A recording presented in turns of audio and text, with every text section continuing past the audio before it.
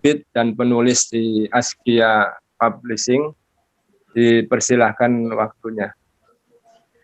Baik Mas Tito, terima kasih.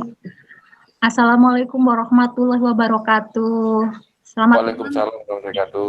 Ya, selamat malam semua teman-teman di sini. Senang sekali, semangat sekali malam minggu ini kita masih berkesempatan untuk saling belajar bersama. Terima kasih kepada Mas Tito yang telah menghubungi saya dari Litbang Hakli, Provinsi Riau, untuk mengisi webinar malam ini. Sedikit saya akan share bahwa menulis itu adalah sesuatu yang menyenangkan.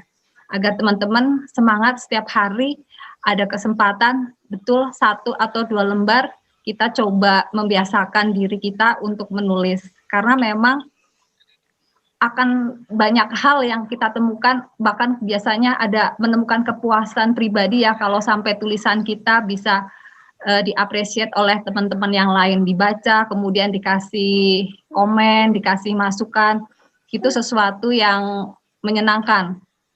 Langsung saja saya screen share.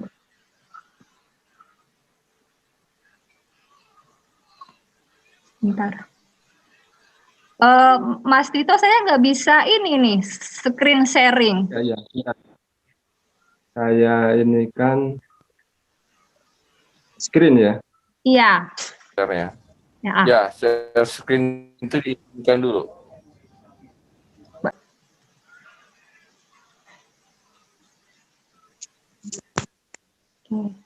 Nah, ini teman-teman, jadi menulis mudah menyenangkan malam ini. Sebelumnya, perkenalkan diri saya dulu. Saya Neni Makmun, sehari-hari kegiatannya adalah mengajar di salah satu SD Silaturahmi Cibubur untuk anak-anak ABK, anak berkebutuhan khusus. Dan sementara ini kita juga masih belajarnya PJJ ya di rumah, karena itu banyak waktu yang banyak, lebih banyak di rumah, lebih bisa konsentrasi juga untuk penerbitan yang kami kelola bersama beberapa penulis juga di dalamnya Askia Publishing. Kebetulan malah di pandemi ini biasanya sebelum pandemi kita menghandle hanya 10-15 buku. Di pandemi ini banyak banget teman-teman yang jadi cenderung menulis, bahkan kita agak keteteran dari bulan Maret sampai bulan Februari kemarin hampir 25 sampai 30 naskah yang kita tangani. Jadi itulah mungkin salah satu segi positif yang mesti saya ambil sendiri. Ternyata pandemi itu walau nggak sehari-hari ini nggak bisa ke sekolah, nggak bisa ngajar, di rumah kita masih di rumah kita bisa memaksimalkan aktivitas penulisan. Dan memang menyenangkan karena memang hobi juga ya buat saya menulis itu. Oke, jadi itu sehari-hari kegiatan saya selain menulis juga mengerjakan penerbitan bersama teman-teman. Nah, beliau ini tokoh yang paling saya suka ya, karena beliau berkata, orang boleh pandai setinggi langit, tapi selama dia tidak menulis, dia akan hilang di masyarakat dan sejarah. Jadi sebenarnya Allah itu kan menciptakan setiap manusia mempunyai kelebihan, walaupun ada kekurangan juga. Diharapkan dari kelebihan kita ini, kita akan berbagi sama orang lain. Apa yang kita miliki, apa yang menjadi kepandaian, kepintaran kita, diharapkan tidak hanya untuk diri kita sendiri, tetapi juga untuk orang lain. Salah satunya kita bisa berbagi ke orang lain, share ke orang lain, yaitu dengan menuliskan apa yang kita punya ini agar bisa tertular orang lain akan membaca, mereka jadi terinspirasi, wah ternyata seperti ini toh keahlian seorang dokter, keahlian seorang perawat, sanitarian, ternyata pekerjaannya seperti ini. ternyata seru. Nah, itu mungkin menginspirasi, besok anak saya mudah-mudahan bisa jadi seperti orang ini. Dengan begitu, maka akan mengalir juga kan amalan jariah kita sampai kita mungkin sudah nggak ada di dunia, tapi apa pemikiran kita itu masih bisa melekat ke orang lain. Itulah. Oke.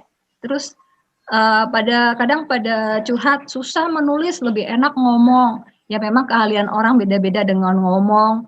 Juga kita sudah berbagi, tapi akan lebih lengkap kalaupun kita akhirnya kita tuliskan, karena kan ada keterbatasan waktu kita. Dengan menulis akan terus mungkin dibaca orang, dijadi referensi, itu akan terus menerus turun sampai akhirnya kita tidak ada, tapi amalan kita akan terus mengalir. Jangan khawatir, kadang orang menulis susah, harus dicoba, karena sebenarnya itu suatu kebiasaan saja, dan jangan takut kalau katanya menulis itu tulisan kita jelek, nggak baik.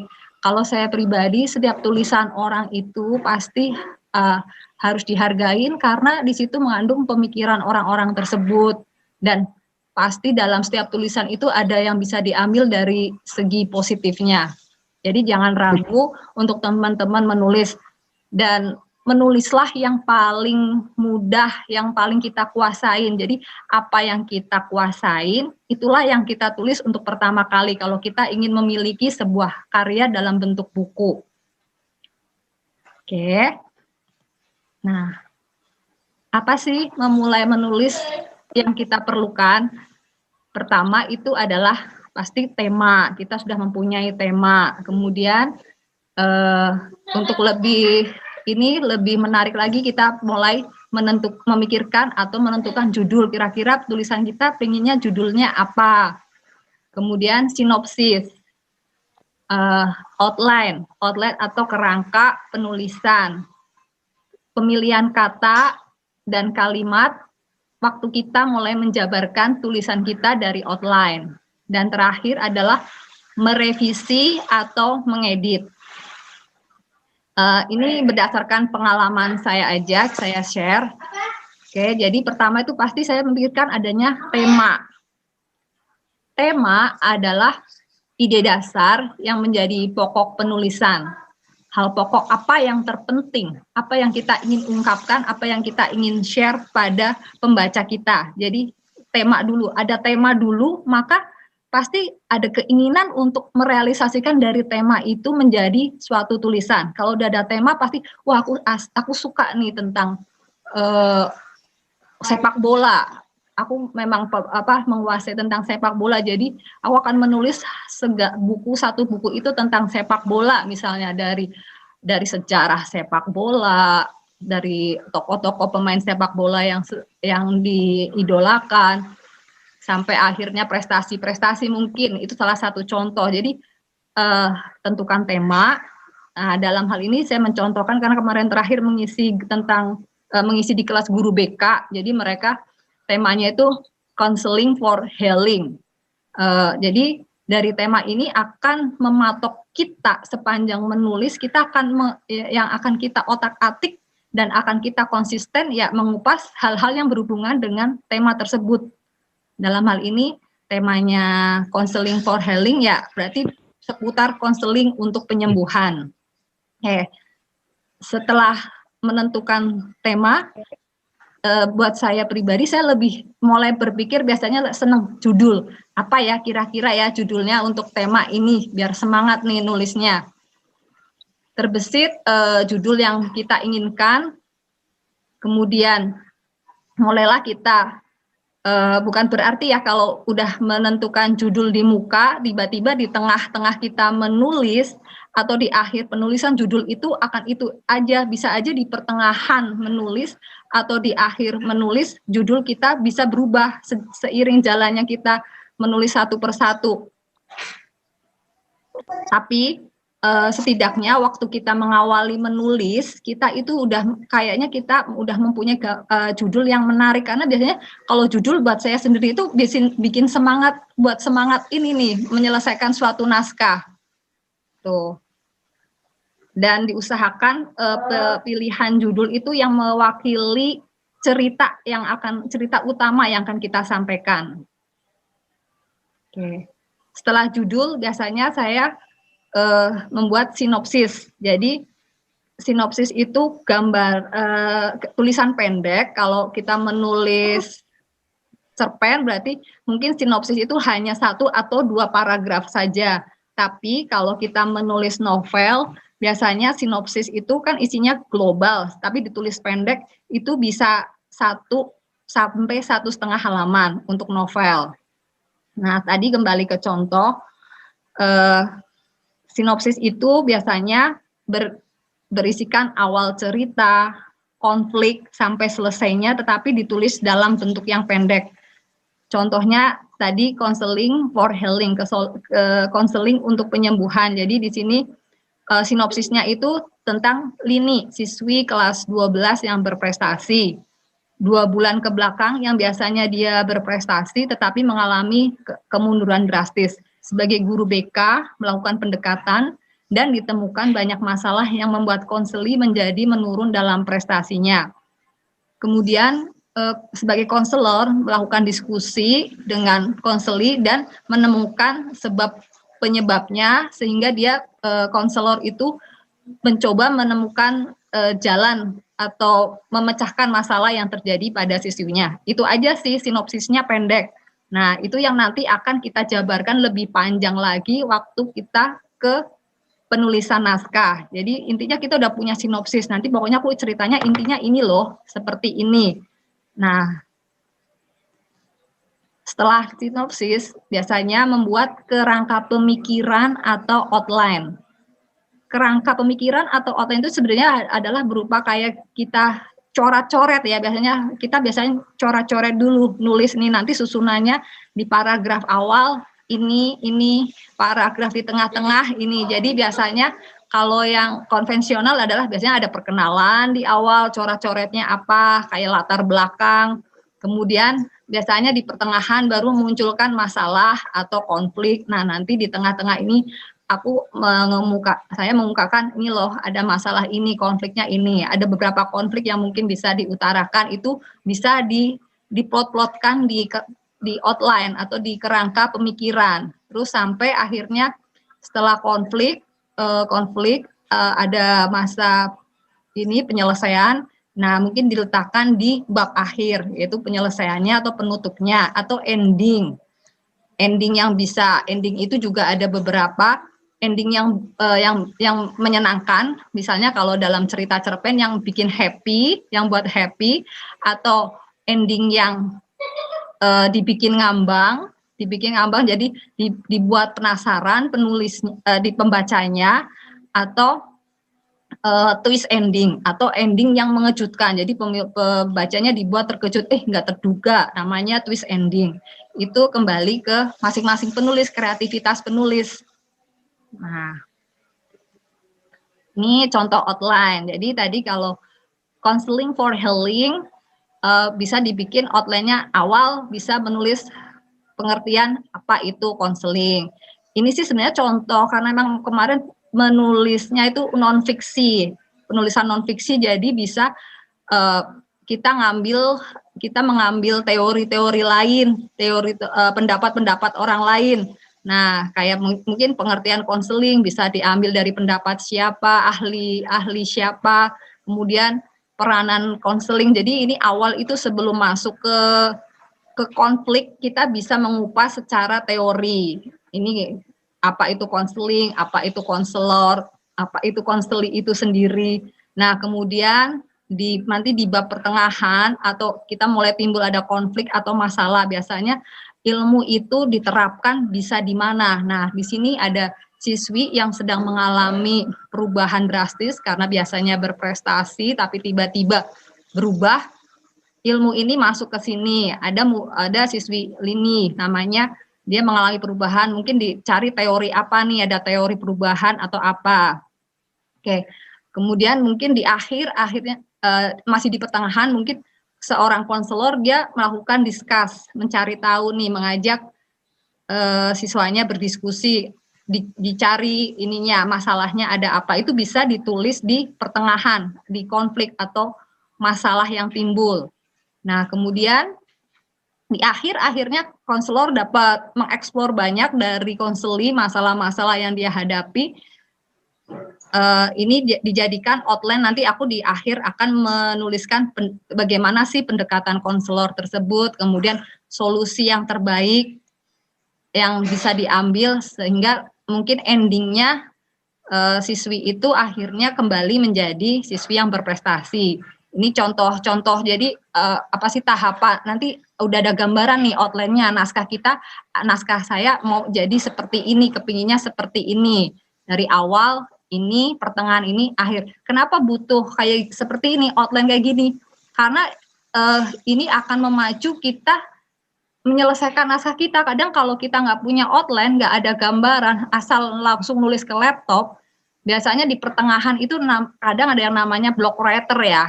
Nah, kalau udah ada block writer ini, kita aduh mikir apa lagi ya yang saya tulis. Tapi kalau kita ada outline seperti ini, istilahnya kita itu udah ada kerangka, udah ada gambar. Habis ini aku memang mau menulis ini, jadi nggak ada istilahnya block writer atau nggak ada ini dia nggak ada ide lagi. Itu jadi pentingnya sinopsis sama outline buat saya pribadi seperti itu kalau waktu saya menulis. Nah, kalau kita sudah punya sinopsis, sudah punya outline, apa yang harus kita buat? Ya menulis, kita tulis. Jadi udah punya ini sinopsis, outline udah bagus, tinggal eksekusinya menulis. Kalau kitanya malas, ya nggak akan tereksekusi.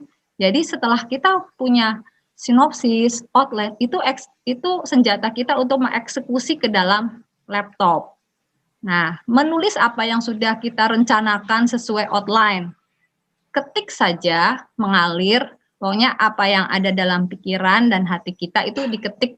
Jadi, salah satu tips ya, waktu kita menulis atau mengetik, sebaiknya jangan berulang kali kita baca ulang, lalu kita edit. Biasanya kalau baru 1 paragraf, 2 paragraf, dibaca lagi, kecenderungan, kok jelek ya, nggak sesuai ya, edit lagi, delete lagi. Nah, kalau seperti itu, biasanya tulisan kita akan stuck, kita nggak akan maju-maju, nggak akan selesai-selesai, karena berulang kali kita merasa nggak akan puas dengan tulisan kita. Jadi saran saya pada waktu kita eksekusi menulis outline itu apa yang ada dalam pikiran kita, ketik aja semampu kita, apa yang ada dalam unek-unek kita tulis aja udah. Pokoknya udah 1 sampai akhirnya dapat 2 halaman atau 3 halaman. Kalaupun kita capek, mendingan tidak meneruskan lagi. Mending kita istirahat dulu, rehat dulu. Besoknya kalau kita udah fresh, kita bisa tuh namanya membaca ulang. Nah, di sini nih. Oke. Itu sebetulnya nah di sini setelah kita sebentar. Sepertinya ada yang kurang seharusnya. Nah, ini. Setelah kita menulis sepuas kita, dirasa cukup, kemudian kita capek, kita rehat, dirasa cukup rehat, bisa dalam hitungan beberapa jam, bisa berhari-hari mungkin karena kita sibuk dengan bekerja, nggak sempat melihat tulisan kita. Kita ada waktu, kita membaca ulang. Nah, disitulah kesempatan kita untuk mengedit. Nah, di sini biasanya kita akan menemukan, oh iya, di paragraf awal ini udah saya tulis, kenapa muncul lagi di paragraf 3. Jadi inilah maksudnya waktu menulis saja. Nah, setelah rehat ada kesempatan mengedit, kita akan lebih fresh, kita akan lebih bisa lebih merapikan lagi dengan berdasarkan outline yang tadi udah kita buat. Itu. Jadi sebaiknya jangan baru nulis berapa paragraf dibaca lagi, baru 2 paragraf dibaca lagi, biasanya ada kecenderungan kita nggak akan puas dengan tulisan kita. Dan tulisan cenderung tidak selesai-selesai. Kemudian nih, perubahan. Bisa sajakah setelah selesai dalam sebuah naskah, ya akhirnya kan setelah kita ngedit, kita selesai tuh naskahnya kita, mungkin bisa reedit lagi, habis edit pertama, masih kurang puas, reedit lagi, baca lagi, atau bisa juga melibatkan teman biasanya. Kalau saya kalau novel, melibatkan teman untuk membaca ulang tulisan saya gimana, menurut kamu, ininya, kurang ini. Dengan melibatkan teman juga itu salah satu cara kita lebih puas dengan naskah kita, lebih percaya diri biasanya untuk nanti share lebih banyak ke pembaca. Bisakah setelah selesai dalam sebuah naskah judul awal terasa kurang cocok kita rubah? Bisa saja. Itu maksudnya kalau awal tadi kita udah menentukan judul, tapi seiring waktu sudah menulis di tengah-tengah, kayaknya kita menemukan ada lebih kata-kata atau judul yang lebih pas, kayaknya lebih mewakili, boleh saja, itu hak-hak kita untuk merubah judul. Bahkan mungkin di akhir setelah kita selesai menyelesaikan naskah pun, bisa saja judul kita berubah, karena memang selama proses penulisan ternyata kita menemukan kata-kata, kayaknya kata-kata ini lebih pas untuk dijadikan sebuah judul. Itu sih, jadi sinopsis dan outline biasanya buat saya sendiri itu sebagai pegangan. Akan terasa sekali manfaatnya kalau pas menulis novel, karena kan novel tuh butuh panjang kan per babnya. Jadi biasanya kalau menulis novel udah buat sinopsis, itu akan saya break per bab 1 ini, bab 2 tentang ini, bab ini tentang ini. Jadi misal saya lagi sibuk ngajar atau nggak sempat buka-buka laptop 2 atau 3 hari, tetap ada ini pegangan, oh kemarin udah nulis di bab 1, jadi saya melanjutkan lagi bab 2, oh bab 2 harusnya cerita ini, tinggal melanjutkan lagi. Itu jadi salah satu juga menghindari block writer, adanya sinopsis sama outline. Tapi kadang ada, saya sih nggak terlalu suka ada sinopsis atau outline, saya menulis aja. Ya itu kembali masing-masing. Jadi masing-masing penulis kan punya style, punya gaya, dan punya kapasitas masing-masing. Kalau saya lebih cenderung pasti setiap pembuatan naskah mempunyai sinopsis dan outline. Itu teman-teman. Mungkin nanti ada Mas Arda nih. Mas Arda kan lebih ke fokus ke sanitarian, bisa mungkin nanti lebih aplikasinya apa sih yang diperlukan di dalam penulisan sebagai sanitarian, dari temanya, dari apa yang akan dimasukkan ke sinopsis dan ke outline. Itu